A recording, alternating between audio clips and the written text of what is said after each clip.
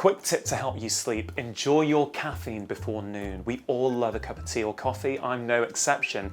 But lots of people don't realise that coffee or tea in the afternoon can still be lingering in your body at night, which can keep you awake. Now, many people tell me that, oh, I've had tea or coffee my whole life and it doesn't affect me. But if you are struggling with your sleep, just try and limit your caffeine intake in the morning and watch what happens. A no tech 90. This is basically the idea that for 90 minutes before bed, switch off all modern technology, smartphones, tablets, and computers. This helps for two reasons. Firstly, you reduce the emotional noise coming into your brain, which can keep you stimulated and keep you up.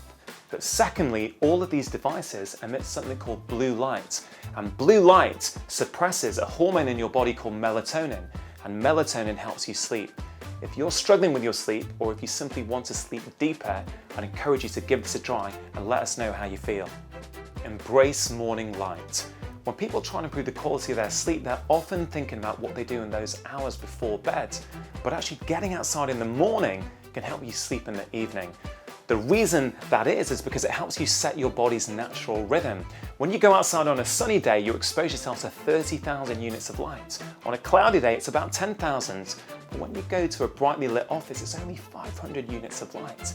So our bodies need a huge differential between our maximum light exposure and our minimum light exposure. So a simple tip is get outside in the morning, 20-30 minutes is ideal, and see how that impacts your sleep in the evening. Just before bed, you want to be doing something relaxing. It could be listening to music, it could be doing some deep breathing, or a really good one is to have a hot bath. When you come out of a hot bath, your body temperature drops, and that helps you fall into deep, relaxing sleep. Create a bedtime routine. For any of you who've got children, you know that there's a little routine before bed. The lights go dim, you read your child a book, and you start creating the right environment that's conducive to sleep. Why do we as adults think that we can actually surpass that? We can't.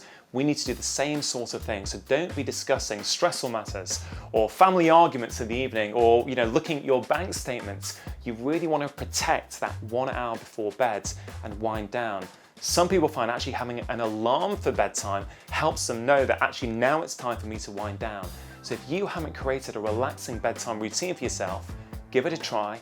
I know it's going to help you improve your sleep. Exercise, getting physically active, helps us sleep, but you don't want this activity too close to bed. Ideally, you want to do it in the morning, and ideally you would do the exercise outside so you're exposing yourself to natural light. Some people find that if they do physical activity in the 1 or 2 hours before bed, they can't actually switch off and fall asleep, and I know that affects me.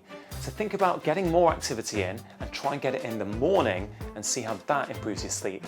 Reduce your alcohol intake. Now, many people don't want to hear this one because many of us like to relax with a glass of wine or a cheeky beer in the evening, and we think that it helps us sleep, but actually science has told us the opposite is true.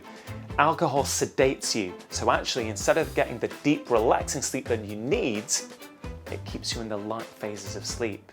So I would encourage you, if you're struggling with your sleep, try for 1 week not having any alcohol, particularly in the hours before bed, and just watch how your sleep quality improves.